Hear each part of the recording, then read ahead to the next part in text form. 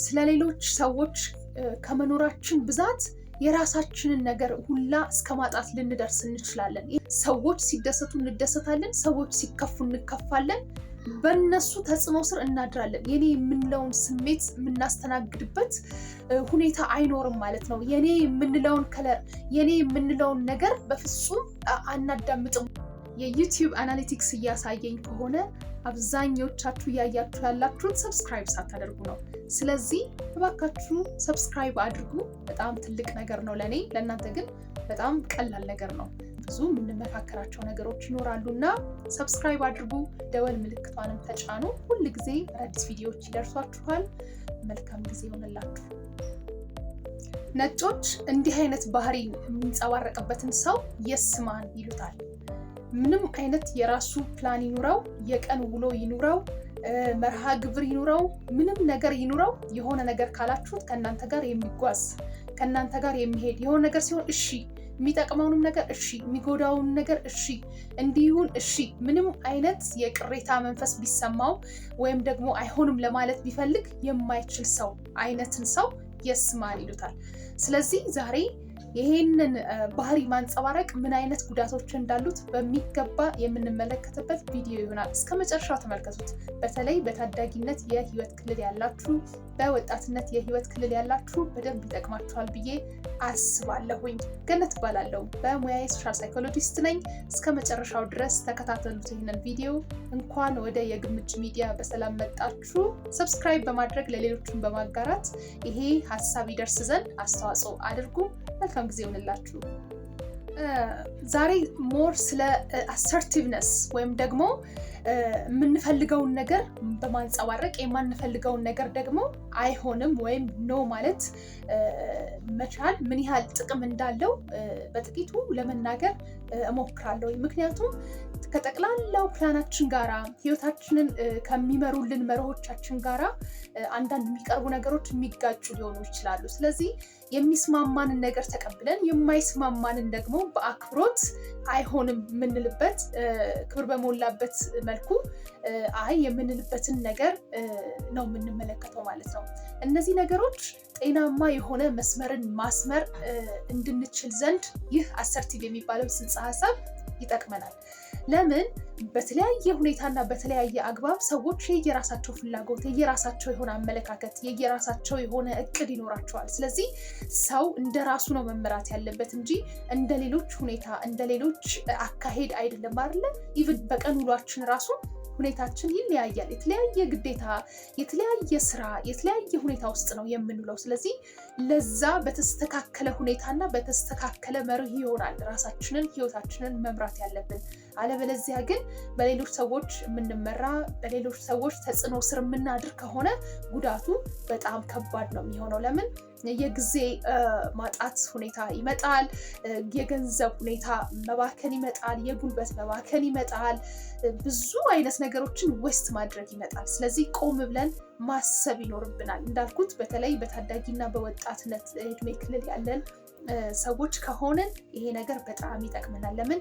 ብዙ ጊዜ በትላልቅ ሰዎች ቢንጸባረቅም እዚህ የእድሜ ክልል ላይ ስንሆን የጓደኛ ፕሬሸር ወይም የጓደኛ ተጽዕኖ ስላለ ምን ሊሉኝ ይችላሉ፣ እንዲህ አይነት ተቀጽላ ሊያወጡልኝ ይችላሉ፣ ብዙ ነገር ሊሉኝ ይችላሉ ከማለት የተነሳ በጓደኛ ተጽዕኖ ስር ልንሆን እንችላለን። እንዲሁም ደግሞ ትላልቅ ሰዎችን ብንሆን ደግሞ በተለያየ በማህበራዊ ህይወት የሚሆን በስራው ዓለምም ቢሆን በተለያየ ኮሚኒኬሽን ጊዜ እነዚህን ነገሮች የምንፈልገውን ነገር ከማንፈልገው ነገር ለይተን ማንጸባረቅ መቻል የራሱ የሆነ ጥቅም አለውና ለእኛም ይጠቅማል ብዬ አስባለሁኝ።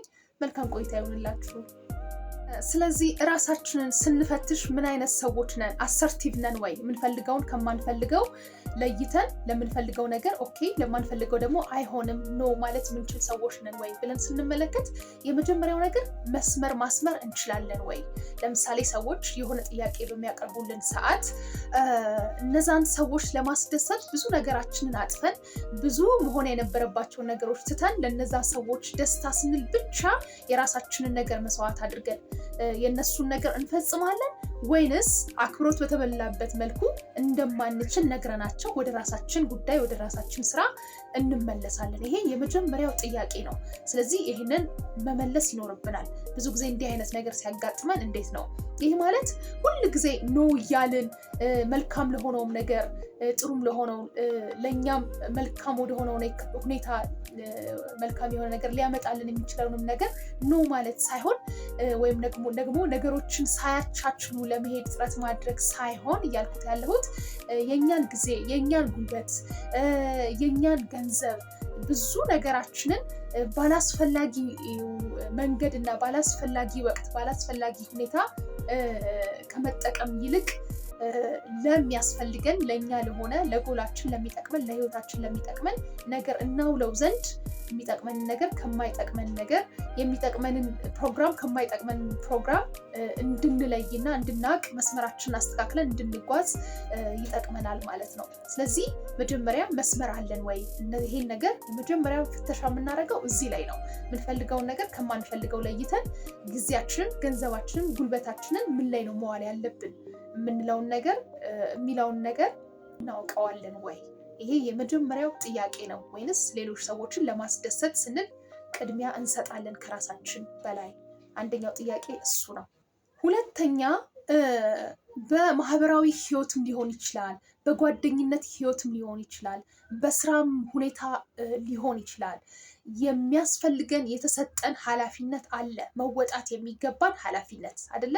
ነገር ግን ከዛ በላይ ከሚያስፈልገው በላይ ከሚጠበቅብን በላይ የራሳችንን ጤና፣ የራሳችንን ኑሮ፣ የግል ህይወታችንን፣ የቤተሰብ ህይወታችንን በሚጎዳ መልኩ ለዛ ነገር ራሳችንን የምንሰጥ ከሆነ እዚህ ጋርም ጥያቄ ምልክት መተው አለብን። ከሚገባው በላይ ሰዓት መስጠት፣ ከሚገባው በላይ እንዳልኩት ብዙ ሪሶርሳችንን እዛ ላይ ማባከን፣ ይሄም እዚህ ላይ ትልቅ ጥያቄ ያስነሳል። ስለዚህ ይሄንን በደንብ ማበጠር በደንብ መፈተሽ አለብን። ለምን አንድ ሰው ሲኖር የቤተሰብ ሰዓት አለው፣ የስራ ሰዓት አለው፣ የራሱ የግሉ ደግሞ ሰዓት አለው አይደለም? ስለዚህ የስራ ህይወታችን፣ የማህበራዊ ህይወታችን፣ የግል ህይወታችን፣ የቤተሰብ ህይወታችን እነዚህ ነገሮች ባላንስ በሆነ መልኩ ነው መተዳደር ያለባቸው።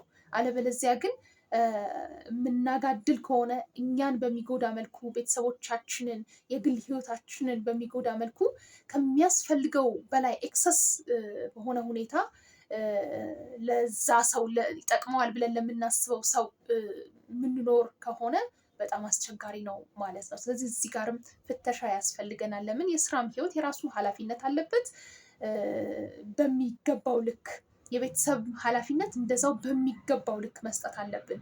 እንዲሁም ማህበራዊ ህይወትን በሚገባው ልክ። ምክንያቱም የራሳችንን ህይወት እየበደልን የራሳችንን ነገር እየበደልን የራሳችንን ጉዳይ እየበደልን ያንን ነገር የምናስተናግድ ከሆነ ይሄ ባላንስድ ያልሆነ ላይፍ፣ ያልተስተካከለ ላይፍ እንድንመራ ስለሚያደርገን እዚህ ጋራም ጥንቃቄ ያስፈልገናል ብዬ አስባለሁኝ። ሌላው መፈተሽ ያለብን ነገር ደግሞ ለምሳሌ እንዳልኳችሁ በማህበራዊ ህይወት፣ በስራው ዓለም ወይም ደግሞ በተለያዩ ሁኔታዎች ውስጥ ስንሆን ቅድሚያ የሚሰጠውን ነገር ቅድሚያ በመስጠታችን ምክንያት የጥፋተኝነት ስሜት ይሰማናል ወይ? ያንን ቼክ ማድረግ አለብን። ምክንያቱም ቅድሚያ ለሚሰጠው ነገር ቅድሚያ መስጠት አለብን። የሆነ ጉዳይ አለ መሄድ እንዳለብን፣ ነገሩን ሃንድል ማድረግ እንዳለብን፣ ማኔጅ ማድረግ እንዳለብን እናውቃለን። ግን እዚህ ጋር ደግሞ የኛ ቅድሚያ ሊሰጠው የሚገባ ጉዳይ ካለ መጀመሪያ ያንን ጨርሰን የህይወት ጋችን ጉዳይ ከሆነ እኛን የሚመለከት ጉዳይ ከሆነ ቅድሚያ ልንሰጠው የሚገባ ጉዳይ ከሆነ ያንን ነገር ማኔጅ አድርገን አስተካክለን መሆን አለበት ለሌላውም ለመድረስ ጥረት ማድረግ ያለብን እንጂ በየሁነቱ ላይ ሳንገኝ ስንቀር በጣም ትልቅ የጥፋተኝነት ስሜት የሚሰማን አይነት ከሆነ ይሄ በጣም ከባድ ነው። ስለዚህ እዚህ ላይም ፍተሻ ያስፈልገዋል። ምክንያቱም መጀመሪያ እኛ ስንቆም፣ እኛ የተስተካከለ ህይወት መምራት ስንችል፣ እኛ ነገሮቻችንን መስመር ማስያዝ ስንችል ነው ለሌሎችን መድረስ፣ ሌሎችንም ማስደሰት የምንችለውና ስለዚህ እዚህ ላይም ትልቅ ጥያቄ ምልክት ልናስቀምጥ ይገባል ማለት ነው። ሌላው ነገር ደግሞ ስለሌሎች ሰዎች ከመኖራችን ብዛት የራሳችንን ነገር ሁላ እስከ ማጣት ልንደርስ እንችላለን። ይሄ ማለት ምን ማለት ነው? ሰዎች ሲደሰቱ እንደሰታለን፣ ሰዎች ሲከፉ እንከፋለን።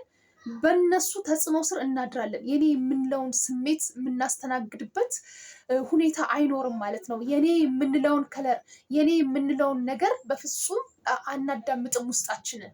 ስለዚህ እንዲህ አይነት ሁኔታም እየተፈጠረብን ካለ ሙሉ ለሙሉ የራሳችንን ህይወት መምራት፣ የራሳችንን ህይወት ማኔጅ ማድረግ ትተን በሌሎች ሰዎች ተጽዕኖ ስር፣ በሌሎች ሰዎች እንዴት ነው የህይወት ግብ ውስጥ እኛ አስተዋጽኦ አድራጊዎች እንጂ የራሳችን የሆነ ነገር አቅጣጫ የሌለን ሰዎች እስከ መሆን ልንደርስ እንችላለን።